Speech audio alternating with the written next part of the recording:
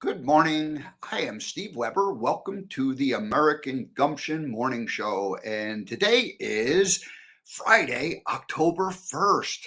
We're into the final quarter of the year, right? The fourth quarter, October, November, December. So coming to the end, the tail end of 2021, the last 3 months. And Yes, today show number 220. So I'm excited to welcome our guest. He's going to be joining us at about 15 past the hour. Robert Palmer, who is I initially called him a writing coach, but I have to change that a little bit, and I want to call him an energy writing coach. So we'll get into the little bit of the woo woo, the consciousness, and all the things that Robert at the Raven Institute does to help people. And I'll tell you about an experience I had a couple of weeks ago when I participated in one of his webinars, his a journaling webinar, I believe is what he called it. Alrighty, so that's coming up in just a few minutes. Let's see, I have a monologue, and my monologue is called, coincidentally, Writing as Thinking. So writing as thinking. So I'm going to get into that in just a minute. Alrighty, now next week, I'll be back in the regular American Gumption studio. I've been on remote location all week, broadcasting from one of the satellite offices, and so good things have been happening all week here, and I'll be able to share some of that news with you shortly too. So all these good things are happening, piling up. And it's all because of my writing. Well, maybe not all because of my writing. All right. Well, let's just jump into the monologue. And again, it's titled "Writing as Thinking." Writing as Thinking. All righty. So let's see. Back in 2009, I started the Speaking Gump blog, and that was really my first time I ever did any kind of serious writing since probably a writing class I took in 1980 at a community college where I had to write some things. Now, it's not to say that I hadn't been collecting ideas up until that point. So really, when I got my first computer in the really in the late 80s, but then by the mid 90s, I was using my computer on a pretty regular basis to create lists. And so just imagine a Word document with like bullet points and sub bullet points. I was a great list maker. And for a long time, that's really what my writing was. And I also used spreadsheets. I was like a guy, kind of like an information sorting thing, but there wasn't what I would call writing. So it wasn't until 2009 that I started the Speaking Gump blog. And you can still see those original posts. They're live on speakinggump.com. And I've got over 500, I think about 550 posts that I put there over the years, a whole bunch of them in the early years, and then took a little break. And then I came back and did about another 2 years worth of it. And then I took a break, and then I added some more. And now, of course, I'm putting all my weekly writing into the American Gumption. I call that the Gump Date, weekly Gump Date. But it's basically a blog, and I have a kind of a different format for that, but it's still writing, and it's still like writing as my thinking going on. And I think I posted number 64, so 64 weeks in a row that I've written there. So I've been, so let's just say since 2009, I've been doing some writing. All right. So when I look back at my original writings, I read them, and they're perfectly fine. It's not like there's like a child writing them but I can see that my writing is what we'll just call a little bit immature. There wasn't a whole lot of my own thinking going on. And, it was more like just practice at writing is what it was. And when I look back and read what that first, I don't know, 50 or 100, that would have been a year, because I wrote twice a week back then. So 100 in my first year, roughly. I look back at those, and mostly that was, like I said, practice. And when I read what I wrote, it was mostly like me writing other people's thinking in my own style. And so, or the beginning of my own style. So anyway, somewhere around about a year into the process, I started to develop what I'm going to call my writer's voice, and that just kind of naturally started to emerge. And my philosophy or thinking is that you just need to practice writing in order to develop that. It just sort of has to happen. It can't be something that you can sit down and think about in advance and define what that's going to be, but rather you just let it emerge. And so. My own style, and I like to write in a conversational style. That really started to emerge. But more importantly, my own thinking began to emerge. And so when you combine both your style and thinking, that's what I'm calling a voice. And I don't know, we'll ask Robert if that's how he describes it, but that's sort of how I thought about it. So one thing, I had editors those first couple of years. I had one editor in particular for the first 18 months, and I loved working with this young lady. She was really good. She was not only good grammatically, which I was not real good at back then. I made a lot of, like in hindsight, I would make a lot of silly grammar mistakes that, I've since have learned how to, not do that. But she, she would help me with those. But more importantly, she would help me with my actual thinking. So she would like make comments and say, now, what are you trying to really say here? Maybe you could make this stronger. And I really appreciated that. And I didn't realize until after she was gone that was what she was really brilliant at. I had a second editor that I worked with for only about a year, and she almost did exclusively grammatical things, and it got to the point where there were very few grammatical errors that I had, and I wanted that same kind of coaching that I got from my first editor in the second one. So I was always kind of frustrated because I never got any kind of feedback like, was this good thinking or that good thinking? And if I asked her specifically, she could answer it, but she was not the type of person who like would read what I wrote and go, oh, well, here's how you make it. So I think there's the difference between a concept editor and a grammatical editor.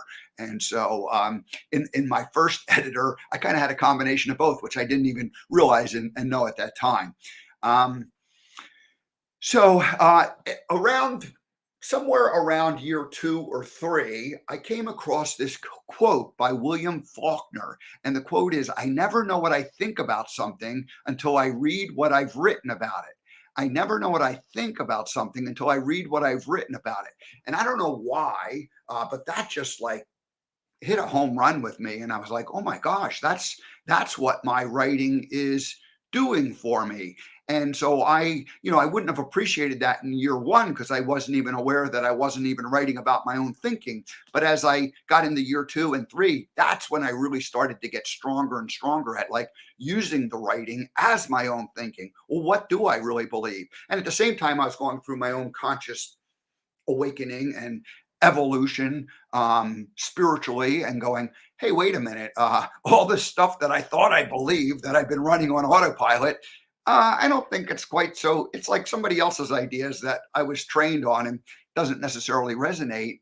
But so then the question becomes, well, what does resonate? And the writing is what really was able to bring that out. And so then for the next couple of years, I was really on a journey about like discovering my own, what are my own thinking, what are my own beliefs, what do I believe, what do I stand for, what do I want to make it, how do I want to make a difference in this world? So those became kind of the thinking or the writing. And then and as I would go back, and I remember when I would hit like especially in those early days, I would write my blog post, I would send it to the editor, I would get comments back, I would put it up there, and then I would like put it on the WordPress blog and hit publish. And then I could go on my well, now I can do it on my phone, but then probably on the computer, and you look at the actual website where it's like published to the world, and you're like, oh my gosh.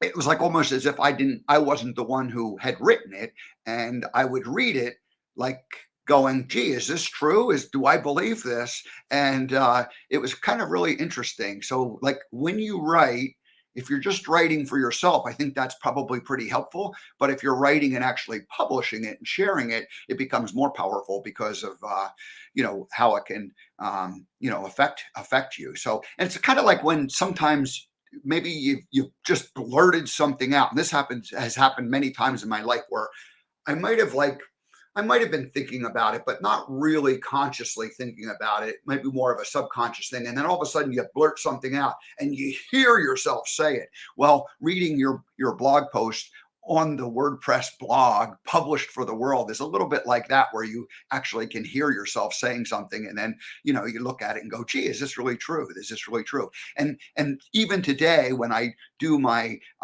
publish, and I publish once a week on Sunday mornings, and I send it out to the world, and I will usually wait about an hour, and then I'll click on the link and I'll look at it one final time, but reading it on reading it on my phone typically. And maybe I'll see something that's still like one or two little minor, corrections that I want to make to be a little more clear, or more often than not, just some type of a word that's either the wrong tense or somehow an extra word that in the editing process got left behind. So anyway, I go back and read it one last time, go back into my WordPress site and clean it up. So that's it. That's kind of the writing, and it's been my thinking that's been happening over these last couple of decade really. So I think that's about most of it. So I wanted to just kind of transfer or shift gears a little tiny bit and tell you what happened a couple of weeks ago. And that's when I met Robert Palmer. Robert's our guest coming up in just a minute or two. And I participated in a writing seminar. And Robert took us, it was like about was it like an hour and a half, or maybe it was 2 hours, something like that. I can't remember exactly. But we went through this process of talking a little bit about writing, but then actually writing. And there were two 15-minute segments where I ended up just having a chance to sit and write something, and we were given instructions on what we were to, how we were to structure it. And the instructions were guidelines, I should say, because what we ultimately wrote about and what particular topic was pretty wide open and broad, but there were guidelines and suggestions and ideas to kind of point us in the right direction. But then ultimately what we wrote about was just up to us. And I remember the last instruction was write as much and as fast as you can. Well, that part was kind of easy for me because I have been doing so much writing for the last decade, or I've done enough writing for the last decade that my own particular style is sitting down and just basically writing as fast as I can, with the idea. And a lot of times the idea will kind of evolve and come out as I'm writing, but I don't try to map it out too much at the beginning. I might have a rough idea in my mind, but I just kind of go for it. And then I look at what I wrote, and then I start the editing process. And so the actual first drafts for me go pretty quick. So when Robert said, just write as much and as fast as you can, that was kind of easy for me. So it was also fun, and it was educational. I learned a few new things about writing and techniques that way, but I also learned about myself, and so that was really really helpful. So that is the reason why I asked Robert to join us today. I think he's back there ready to go. I'm going to bring him on here about a minute early from what I promised him. So hopefully he's ready. Hello, Robert Joseph Palmer. Welcome. Hey, what a pleasure. Thank you. I really appreciate it.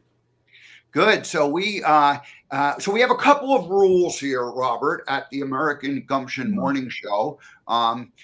Except I'm going to break one of them right off the bat. but I like to ask: are you a rule follower or a rule breaker by general nature?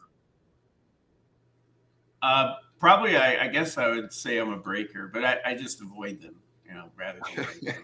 Well, I think I'm a breaker too, so it's okay. And what I'm breaking is I usually have a bio that I read, but I just realized as I was saying it, I'm in my remote location, and so I'm a little out of sync with my routine. So I don't have the bio in front of me that I began to prepare and never finalized. So we'll just after the second part of the second piece of the rule, we'll let you do the introduction about yourself and just tell you a little bit about it, and we'll just have a conversation. How's that sound? Sounds awesome. I may have memorized my bio by now. I'm not sure. Oh, well, good. Well, anyway, here's the other rule is that I get to play a theme song, and it's called the First Time Guest theme song. And since you're a first time guest, you get to hear the song. How's that sound? That sounds great. Let's do it.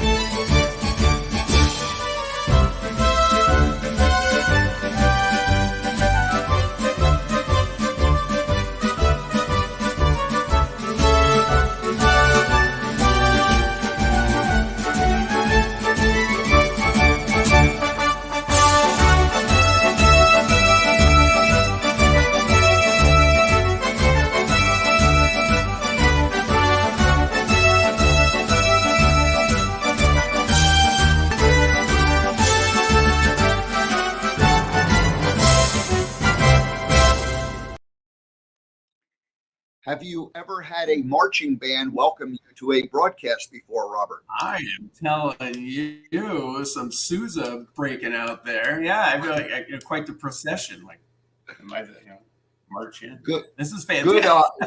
Good. And I'm impressed with I shouldn't say I'm impressed. I'm just glad to know that you know John Philip Sousa when you hear him. So congratulations on that. Not all of our guests know that.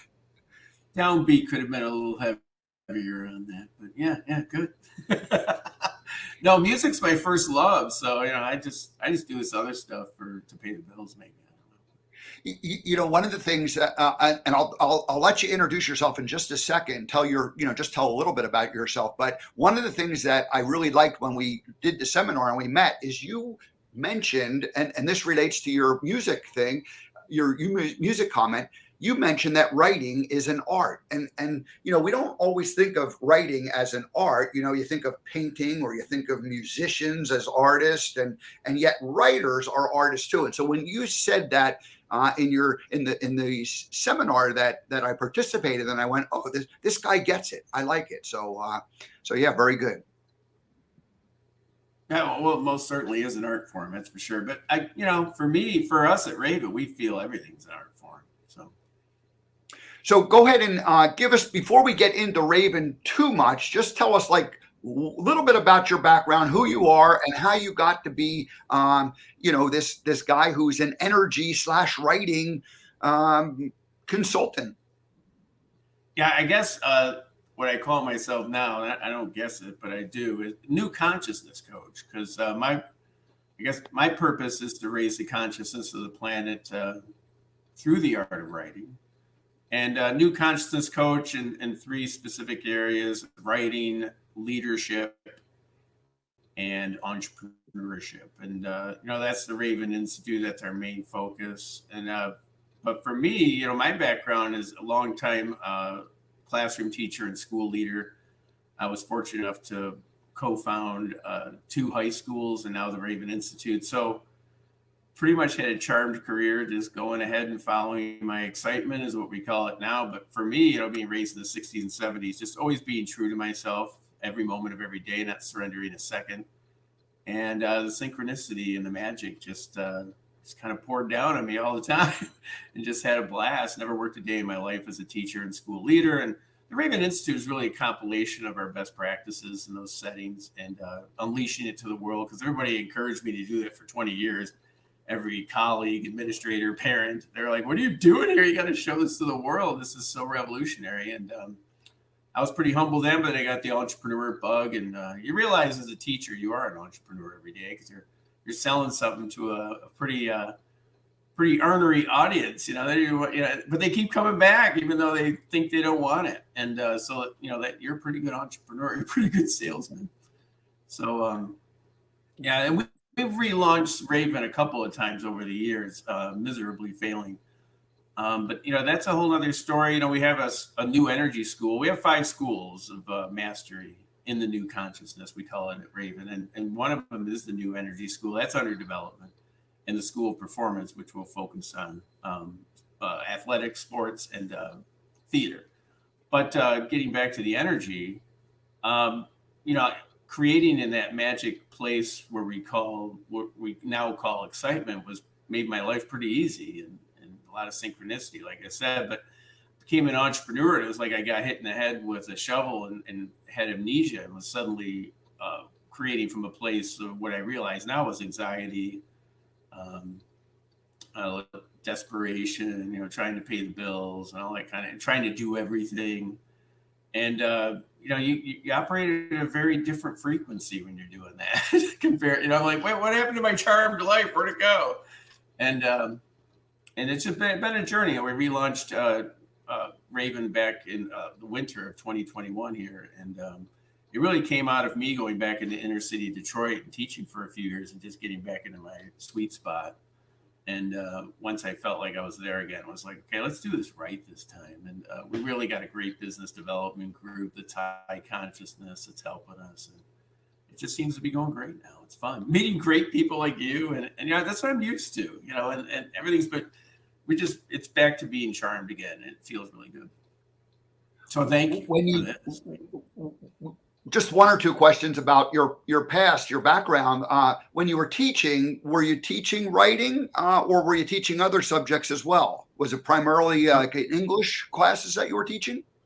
Yeah, I was an English and history teacher, but the writing program was the golden thread that ran through everything, including the schools I was fortunate enough to co-found. And that was that's just the tool. It's everything. It's where everything begins and never ends. And the students all bought into it because of the freedom involved. And that program was based on something I created with a mentor of mine, Sister Christian, at Mercy College of Detroit, a Mercy nun.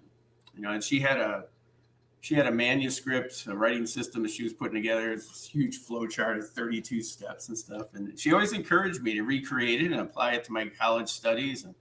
And that was one of my superpowers, was taking something and adapting it and transforming it into something more simple.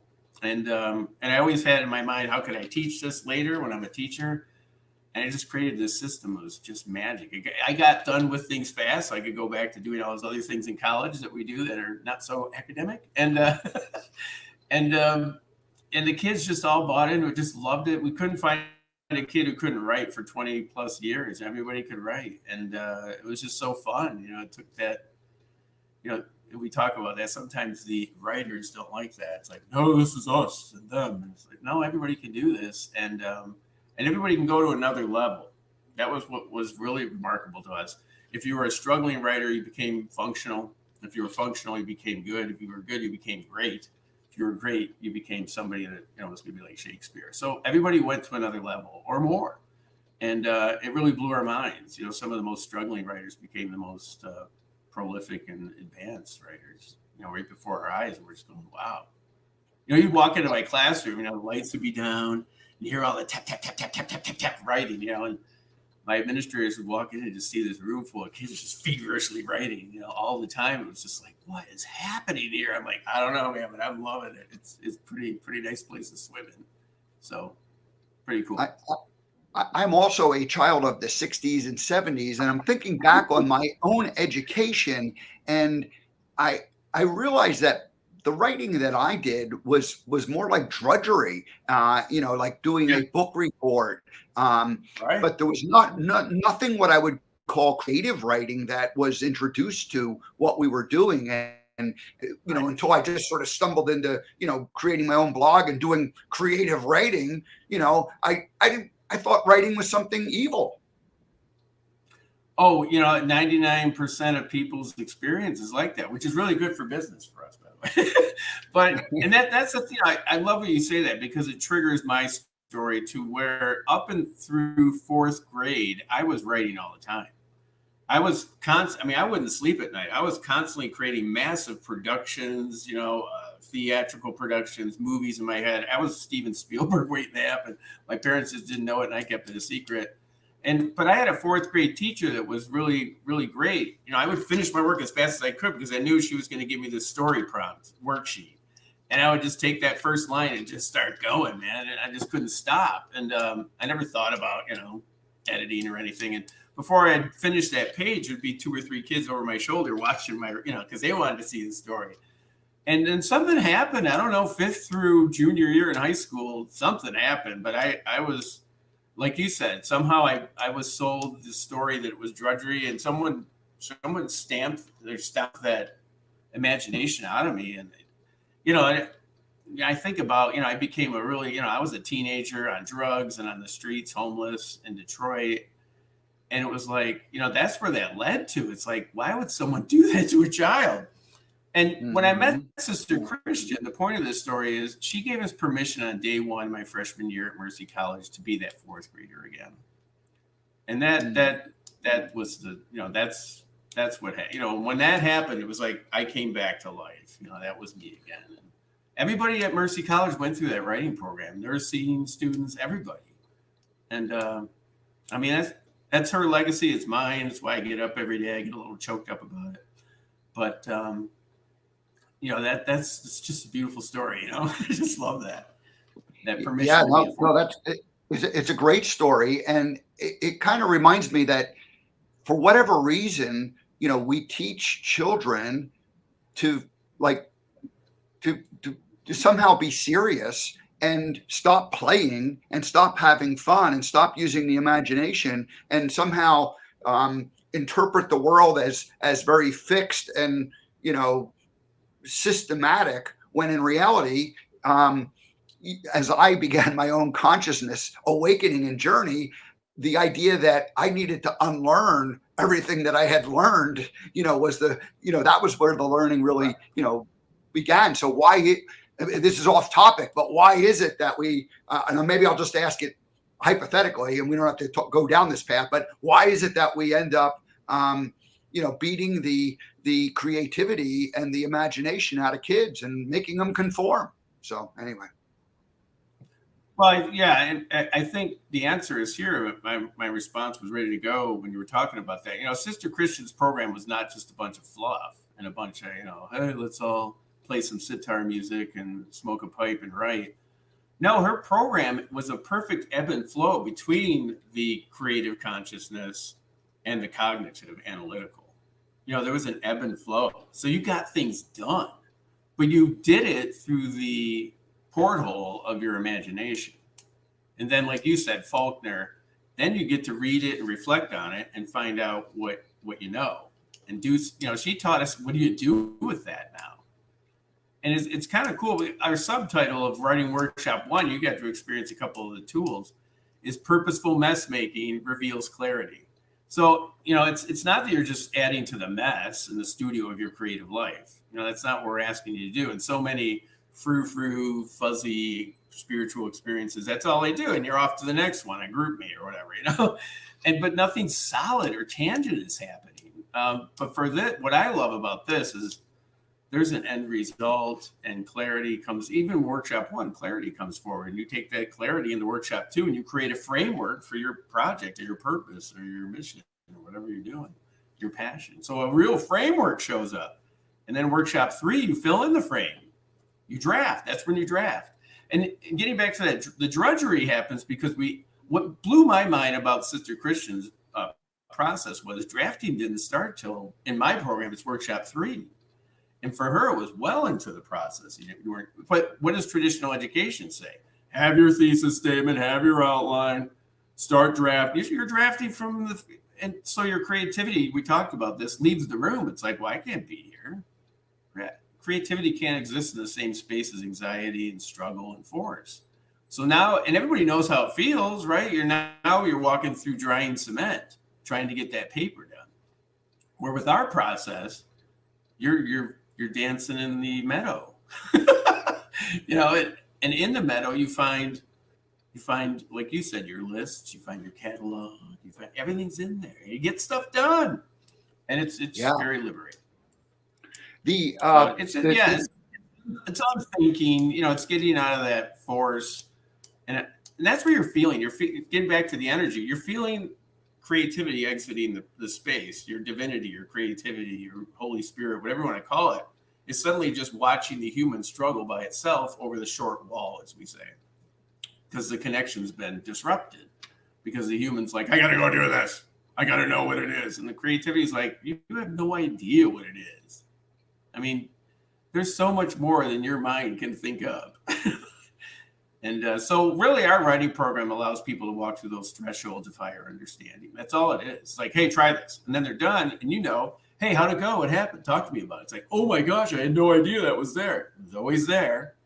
This technique just allowed you to pull the curtain back and see it. So the seminar or the webinar that we did together, it was only, it was maybe an hour and a half or just shy of 2 hours long. Right. Was it 1, 2, or 3, or was it sort of a hybrid combination of it? Because I ended up writing during it, although I didn't edit necessarily. So what would you have called that? What you did was workshop 1. You got a really good taste of 2 of the 4 tools in workshop 1: the open-ended tool and the dialogue tool. Great. Let's talk about workshop 1. Yeah, there's no editing that happens in workshop 1. The purpose of workshop 1 is to, what Sister Christian called her direct wording, discover a pattern. So with those 4 tools, you're basically stirring the cauldron of this project, passion, or purpose you're focusing on with the 4 tools. And then you decide after about 15 to 25 writing sessions with the 4 tools, what keeps bubbling to the surface. And that's the purpose of workshop 1. It's not, you're not doing any editing or anything. And that subject that keeps bubbling to the surface, she calls it, is taken into workshop 2, where you now do what we call focusing the brain streaming. You're still stream of consciousness writing, but it's only on that subject. And that's when you do that, and then you carve away at that writing session. That really, if you allow me, that writing session in workshop 2 is to this, like the sculptor's block of marble. And then once you create that block of marble, now the rest of workshop 2, you go ahead and carve away at the block and find the statue inside, as Michelangelo would say. They'd say, hey, Michelangelo, beautiful statue. He goes, it was in the block of marble. I just had to go find it. And that's right. You literally have that experience in workshop 2. And it's literally magic. I mean, I know I'm saying literally a lot, but workshop 2 for me is my favorite because it's just watching magic happen before your eyes without you giving any effort or force towards it. It's just allowing it to reveal itself. And you're like, oh, there's the framework for my book, my blog, my business, whatever, my podcast, whatever it is I'm working on shows up. And then workshop 3, you fill in the frame. And that's a whole fun process too. Again, very easy, very fun. But now you know exactly where you're going, and there's no research really done until the framework shows up. That's what, it's so funny when people do research. It's like, let me Google that. Well, 10 billion things come up. Well, now that you have your framework, you know exactly where you need to go and do your research. So that's a whole other subject. But what direction? And we always think of NaNoWriMo people that want to write the novel in November. It's like, what if you go in with all these frameworks or the framework? Now you're not NaNoWriMo is like, start drafting, write this much every day. It's just this terrible drudgery that people can put themselves through. But our writers walk in with their framework. It's like, oh, I'm just going to fill in my framework for November. Very easy. And it's just awesome. I love, because we have some NaNoWriMos, and they're like, it's revolutionary for them now. They can have November anytime they want. They don't have to wait for November. They'll have like 14 Novembers in their writing studio. They can go and fill in anytime they feel like. So kind of nice. But I can go on forever. Robert, you started out teaching kids, and yes. But now you're really focusing more on adults, entrepreneurs, the consciousness movement, people who are like going, wait a minute, there's got to be more to life here. Who is the who is the ideal the answer is yes. person? Yeah. Yeah, the answer is yes. I mean, we were working with those kids. We were working with the higher consciousness. Those kids came to this planet to experience a full embodiment with their divinity, human and divine. That's why they ended up in my classroom. That was the end of story. And for them, there was no discussion about, is this right? Can I do it? What am I doing?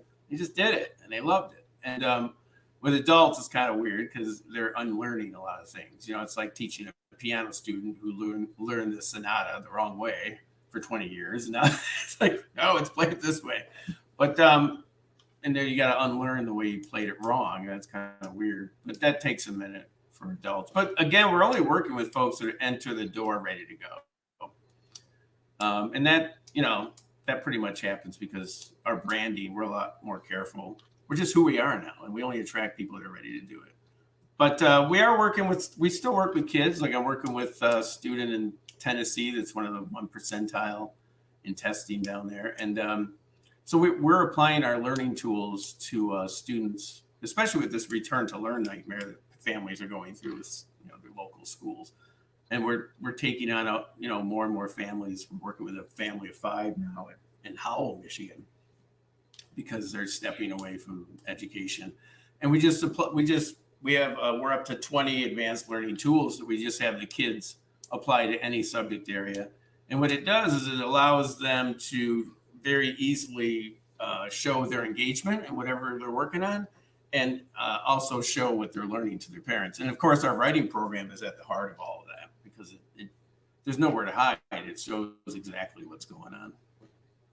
And so, getting back to our writing. We're working more and more with entrepreneurs because through our writing program, we help them manage and understand their business in a new consciousness through the art of writing. And that's really been rewarding. We really think we're making a big impact on the world that way too. And we're just working with more and more entrepreneurs. In fact, we're working with a tier 1 auto supplier now and taking their executive leadership through our writing program right now.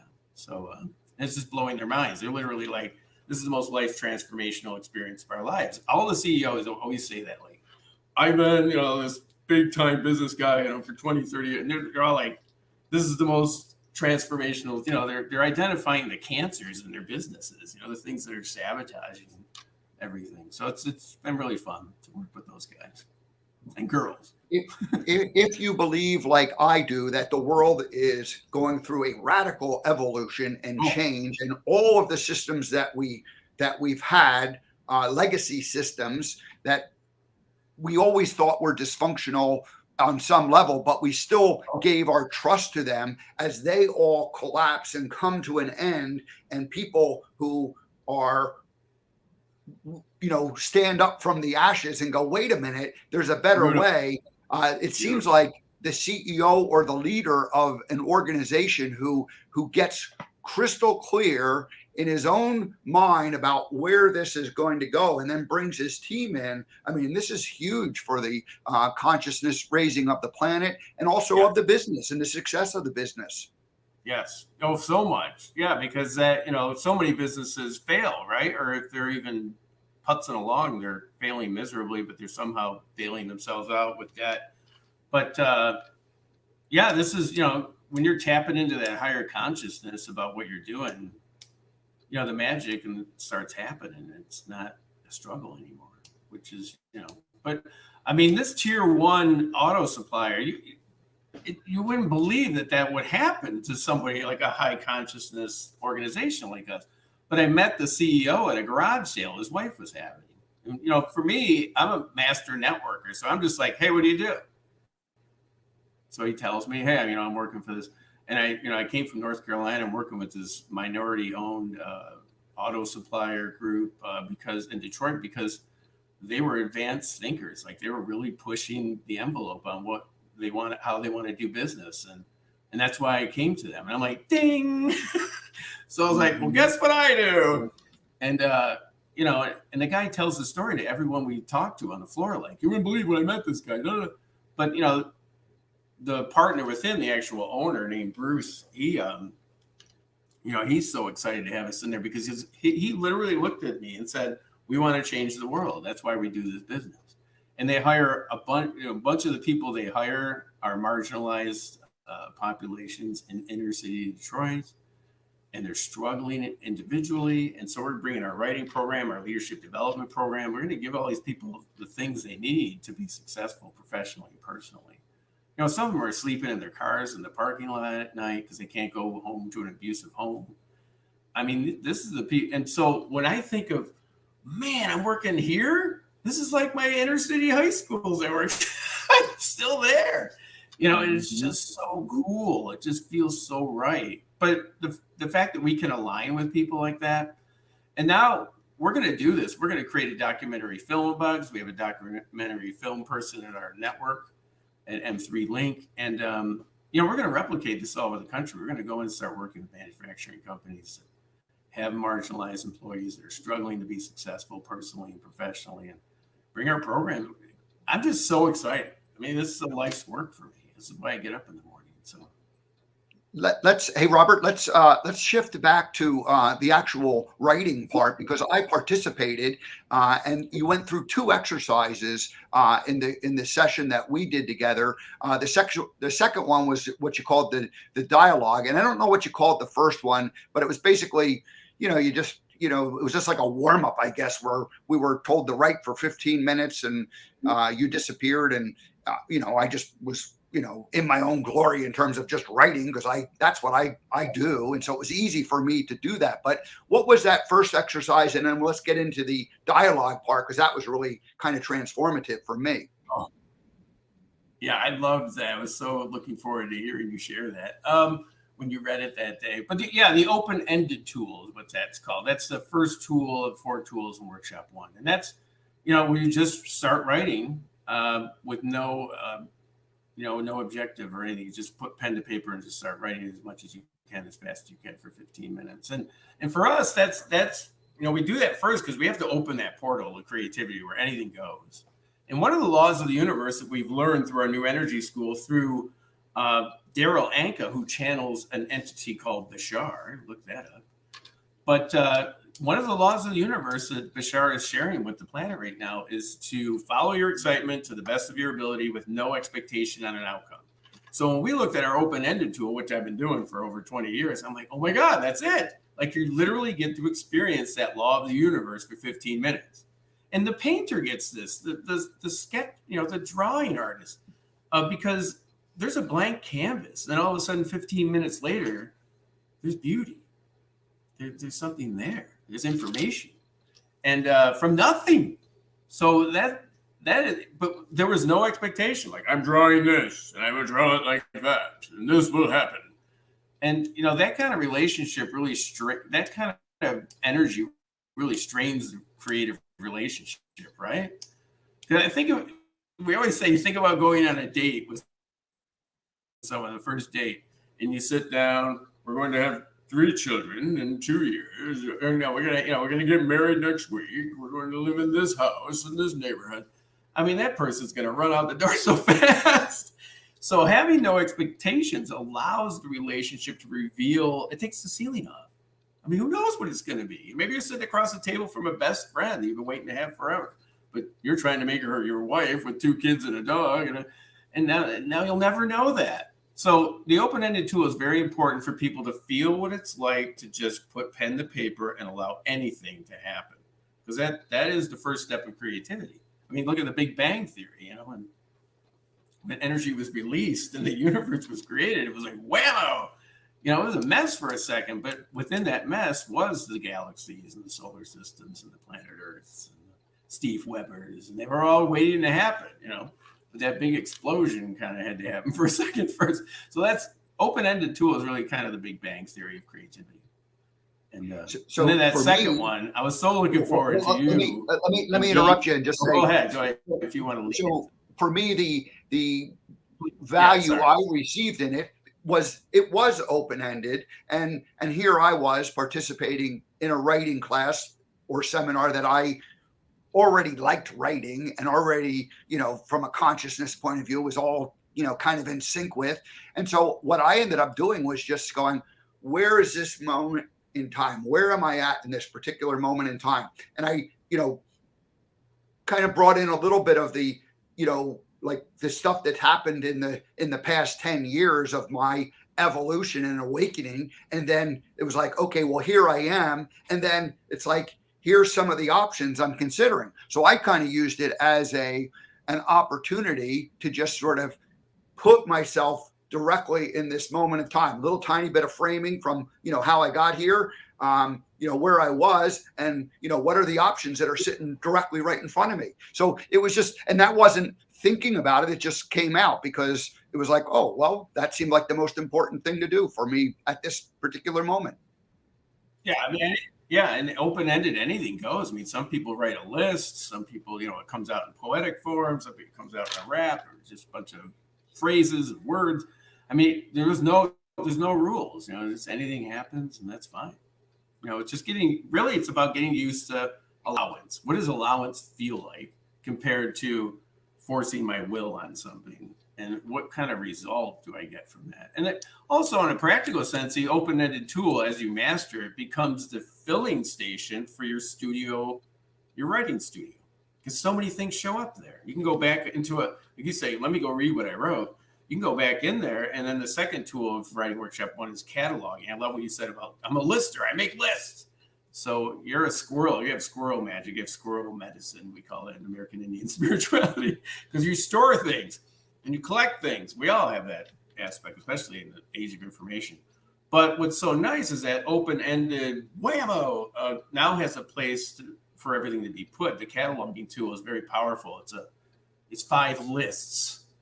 And in those 5 lists, any project you're working on or focusing on in Workshop 1 or anything you're doing, it has these 5 lists, and you can insert these topics. So now, it's like the California closet of your writing studio. It organizes everything. So the energy is completely transformed. You now become the horse whisperer of the creative studio in your life, instead of just throwing more and more stuff in that overpacked garage, and you never see it, you never get in there. It just becomes more compressed. Your psychiatrist calls it depression, but it's really compression, because you just keep adding that energy into that creative space, your studio, but you're not really getting in there and engaging with stuff and bringing things to fruition, allowing the energy flow to happen, allowing things, we talked about this, to come to fruition, so you can get them the hell out of the studio and take them to market and create abundance for yourself and your community. That's a functional studio of your creative life. Not just the writing studio, not just the writer, but everybody has a creative studio of their life. And through the art of writing, we can really get in there and start organizing things, start allowing the energy to settle down and to, trust. It's all a relationship. And now the relationship with all those energies, all those things you've put in that studio, consciously and unconsciously, think of all the unconscious ones you put in there. Think about the lifetimes you've lived. You're dragging that studio into this life. You've been dragging around out the universe for thousands of years. And that studio is all in there. Or if you want, multidimensional. There's a multi-dimension feeding your studio. Like there's a million yous out there all happening simultaneously in this parallel universes. Think of that studio. It's big. And so writing allows you to be like, whoo, take a breath. And you don't even have to be there for it to take care of itself, to evolve, to grow, but it's functional growth now, because you've put the energy, you've become the master of the space. And now even unconsciously, when you're not there, it's functional. It's like me walking away from my classroom. I interrupted everybody's classrooms all the time, right? Because I'm walking all over the school. I don't have to be in my classroom for it to happen, for the magic to be there. I set it all up, man. It can happen without me. That's the whole point of teaching. It's got to be able to happen without you. So that's a whole other. But your studio, your creative studio, needs to get to that place too. You don't have to be micromanaging it, going out of your mind. I have to take care of this. I have to take care of that. I have to take care of anything except your energy. Let's go to the second exercise that we did together, and that was the what you called the dialogue exercise. And being a former Forrest Gump impersonator and still someone who does it, I've written many skits where I sit on the bench with a CEO and explain some kind of a concept that they have with their, with their change in their organization.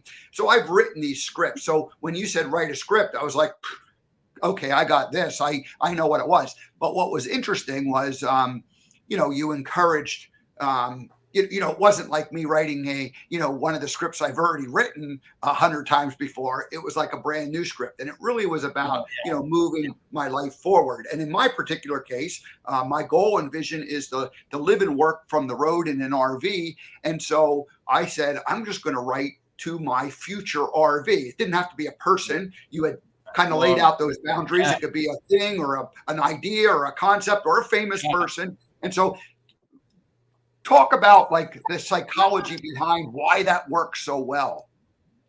Oh, it does. It works so well. And I was taking notes on you that day, and I was just like, and I suggested, I'm like, oh, you should have a talk with your RV, just have a conversation with it. And just getting back, it's not really a script per se, although script writing comes out of the dialogue tool very seamlessly. But really it's a conversation. It's an imaginary conversation on paper. That's what we say, with any person, place, animal, thing, or abstraction. So it could be, something abstract too. But it seems to really work well with the human when we pick something very solid, like a rock in the garden, a tree in the yard, my dog. And those seem to be the RV. They tell you what happens with dialogue. And this happens all the time, by the way, on the planet. This just gives you we just have a practice that really manifests the reality of this. You get what you need when you need it all the time. Energy is completely unconditional love. It just gives you what you need when you need it. It doesn't judge whether it's good or bad for you. It just aligns with your frequency. So if you're in a frequency of anxiety and fear, you get pretty low frequency results, and not really probably what you preferred in life, but you're learning through contrast. Well, I didn't like that. But most humans, that's how they learn. Like, wow, that really hurt. I really didn't like that. But with dialogue, what happens is you activate what we call, and we talked about this, the 4 voices. And because of this, you go to a place, you have literally an outer body, we call shamanic outer body experience. You go to a place where you feel everything, see everything, and know everything you need to know. And you brought a camera. You got to document it. So when you walk out of the smoky teepee this time, you've got a manuscript. You've got something. It's not like, what the hell just happened? I'm hungover. Oh my God. I can't remember what I did. Why am I naked? So, but what's so wonderful about dialogue is you walk out with all this incredible, massive amounts of content. There's just beautiful information for you. And here, the 4 voices. You get the clarity voice, or the summation voice. It's just that line where just like, that's everything. That is it. And in social media, we call it, hey, you got all that clickbait now. People read that line and they're like, holy crap, I need to click on this link and see more. But so that clarity, that one-liner that's just like, holy mackerel, that's it. Then you get the second voice is the insight voice, which is new information. It's like, I didn't know that before I did this. Now I'm walking out of this TP with somebody I didn't walk in with. And then the third voice, my personal favorite, being Coyote Magic Guy, is the call. We originally called the called out voice. It calls you out in your BS. It more intellectually, previously accepted information is revealed to be flawed. But really, we call it the release voice now, because you're releasing something that no longer serves you. It may have served you in duality, or it may just be spiritual BS in general. But you get called out on it. But it's never done with malice in the dialogue. There's no malice in I've never heard malice in the dialogue. Maybe once or twice. And if that's the case, may need to see a healthcare professional for your mental health, because there's really no bully in the studio. In fact, we've had people write dialogues with the bully in their studio, that dark force in the corner that they're afraid to look at. And everything else in the studio is afraid to raise its hand because the bully is dominating the space. But we have every single time, hey, have a dialogue with that thing over there. It turns out to be the sweetest, most loving little bear in the whole world. It was all in your head. So it's like, why are you giving me this bad rap? So the called out voice, love it. The release. It has to be released. So you got clarity, insight, the release voice, releasing what no longer serves you. And then the most pragmatic voice, the 4th voice, is the call to action voice. It's very specific, very easy. It gives you a specific thing to do. And a lot of times it's right at the end of the dialogue. Like the last sentence of every dialogue I've ever written is, before you go, make sure you do that. And it's just very practical, and you can track it. Entrepreneurs love it because I can track it. I can track my team because they're all dialoguing. They all have these things that can be tracked now because the fourth voice gives you very specific things to do. It's not all this fluff about release this and clarity, new information. No, it's like, okay, now what are you going to do with all that? And so I just love the dialogue. Gives you what you need when you need it all the time. And there's other purposes for it too if you have time. But yeah, I think the value that I directly was able to see, and you talked about it, is that this, if you just let this conversation rattle around in your head, you that bully is in there. The bully's like alive and well inside the head. The bully doesn't talk, but the actual process of like putting it down on paper, like it calms that bully down. And it also, like you said, you compared your pen, to the camera, because ultimately you end up with something that you can see, and then you can like intellectually or rationally go, well, is this true? Do I really believe this? And in most cases, when you're just doing that exercise, it is pure truth because it's just flowing out like a stream of consciousness. So I think it's brilliant. Yeah, and the dialogue, once you master that tool in Workshop 1, there's actually a shortcut. You can go from Workshop 1 to 4. Our program is a series of 5. But most entrepreneurs go straight to 4 because they got to get things done. Now, the 5 workshop cycle is for the big masterpiece, the book you're writing, the film you're doing, whatever, the business you're building. But you can go from dialogue to a finished piece. Workshop 4 teaches you how to do it. It's a compilation of all the workshops in one Workshop 4. And in that dialogue, you'll find everything from a 23-chapter book to a 17 podcasts for the next 17 weeks. It's all in there. Once you train your eye, the information, the framework is there. We talk about Workshop 2 reveals a framework. Well, the framework is in the dialogue for anything you want to do. And then you just draft it. You fill in the frame if you want to, and so, we had a person who'd been through our writing program twice, the full 5 workshops, and came to us a couple years after that, like later. And she was like, I want to start an elder care business. I'm like, all right. She goes, I know if I just do Workshop 4, I'll have my whole business plan will show up. So I said, well, where do we get? You're going to have a dialogue with your business then. She goes, yep, I'll just talk to my elder care business. So she has a 15-minute dialogue session like you did. And in there, for the next 4 sessions, we talked, she knew she was she mastered the system. So she went in and found the framework for her business, filled in the draft. In 5 sessions with us, 5 hours with us, she had her whole business plan done. And because she just knew it, and we always know it. But she's like, I'll just talk to my business, have a 15-minute dialogue, go in there, find the framework. I'll have my business plan, boom, done. So that's just a beautiful example of the power of the dialogue tool. That there's a finished product.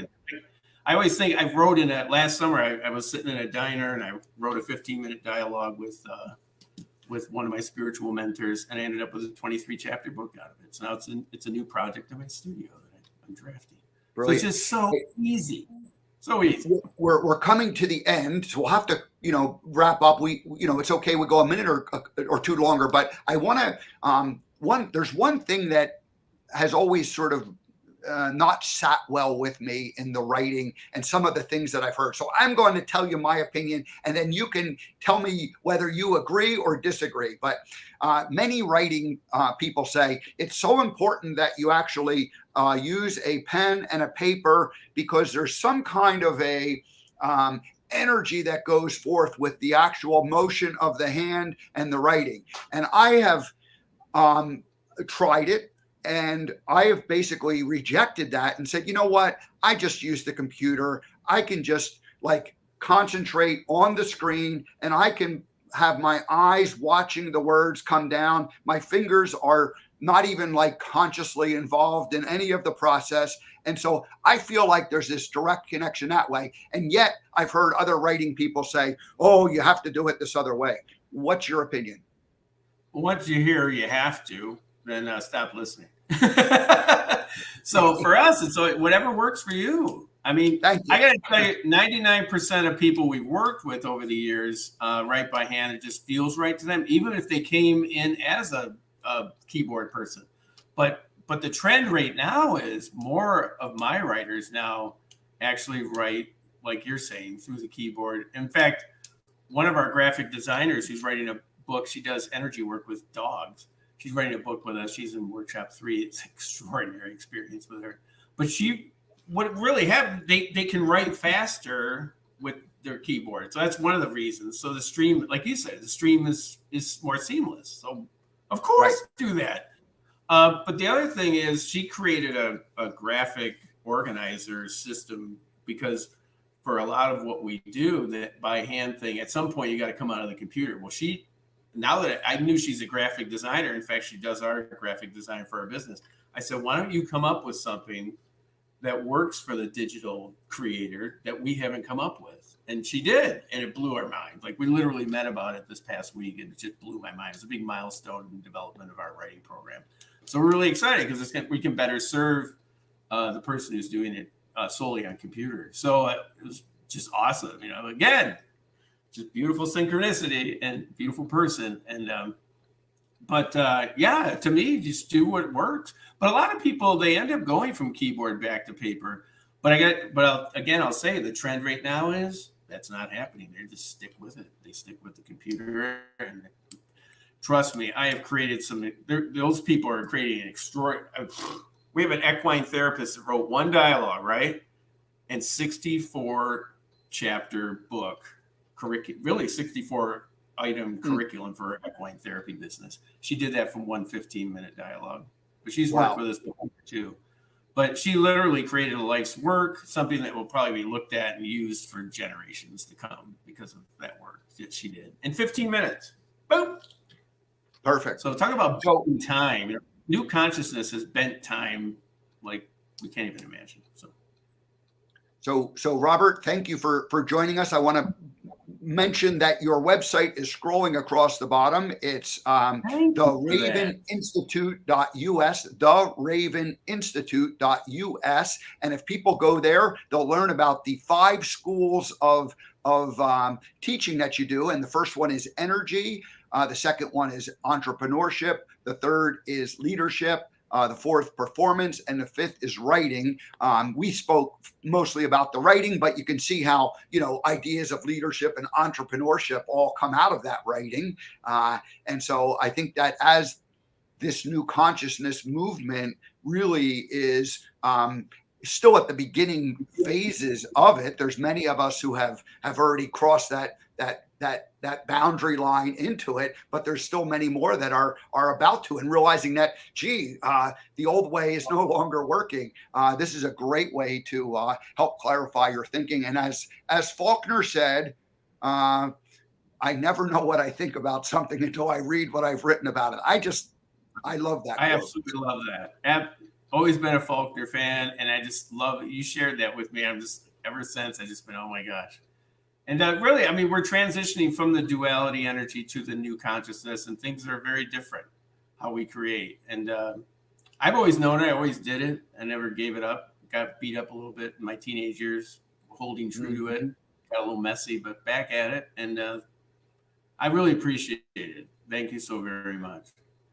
Very good. Well, thanks for joining us. We should have you back again sometime to continue the conversation, because I like this.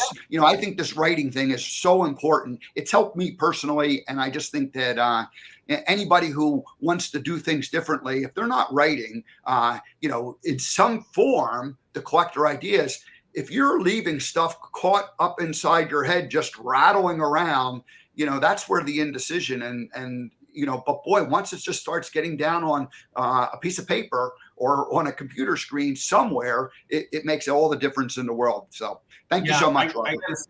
I gotta say, we incorporate the writing program into all of our other schools because of that, because there's so much revealed, especially our leadership development. We have everybody go through workshop 1 simultaneously as they go through the leadership development series of workshops, because it's so powerful to document the experience that way. So, yeah. All right, Robert. Well, thanks. Any last things you want to say other than go visit theraveninstitute.us? That's it. Thanks so much. Yeah, look for, attend our events. We have standalone events for everything we do because we want you to get a good taste and see if it's for you, and also initiate you and find out if you're right for us, if we're in alignment, if the timing's right. But really, what we say is, the full embodiment of the divine and human has happened. You've arrived. It's time. It's time for you. It's time to channel you. That's what we say. All righty. Well, thank you so much, Robert. Hey, thanks so much, Steve. I really appreciate it. All righty. See you next time. Well, thank you, Robert, for joining us. That was great. I knew that I was going to enjoy this because I know that writing in many ways saved me from going crazy.